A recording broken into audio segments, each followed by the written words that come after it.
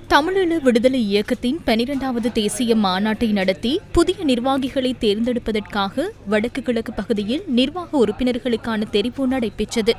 இதன் பிரகாரம் திருகோணமலை மாவட்டத்திலிருந்து 17 பேர் தெரிவு செய்யப்பட்டிருந்தனர். இவர்களின் தெரிவிற்கு எதிர்ப்பு தெரிவித்து கட்சியைச் சேர்ந்த சிலரால் பிப்ரவரி மாதம் 14ஆம் தேதி திருகோணமலை நீதவான் நீதிமன்றத்தில் வழக்கு தாக்கல் செய்திருந்தனர்.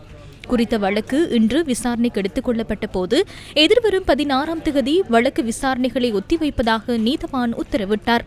கட்சியினுடைய பொதுக்குழுவுக்கு 195 உறுப்பினர்கள் பொதுக்குழு உறுப்பினர்கள் தெரிவு செய்யப்பட வேண்டும். அதன் நிமித்தம் திருவண்ணாமலை மாவட்டத்திலிருந்து 22 பொதுக்குழு உறுப்பினர்களை தெரிவு செய்வதற்கான கூட்டம் அண்மையில் நடைபெற்றது.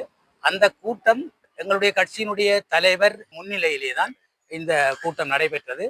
22 பொதுக்குழு உறுப்பினர்களை தெரிவு செய்யப்பட வேண்டிய இடத்திலே 17 உறுப்பினர்களை தெரிவு செய்து மீதி 5 பேரையும் எங்களுடைய தேசிய மாநாட்டின் போது தெரிவு செய்யப்பதாக இணக்கம் காணப்பட்டு இந்த 17 உறுப்பினர்களினுடைய தெரிவு தவறென்றுதான் இந்த வழக்கு போடப்பட்டிருக்கு. எங்களுடைய கட்சியினுடைய தலைமை குழுவிலே இருக்கின்ற சில உறுப்பினர்களினுடைய ஒத்துழைப்போடு இந்த வழக்கு போடப்பட்டிருக்கின்றது. அதே போல்தான் எங்களுடைய கட்சியிலே ஒரு நிர்வாக மாற்றம் தேவை என்று சொல்லி பெரும்பான்மையான உறுப்பினர்கள் விரும்புகிறார்கள்.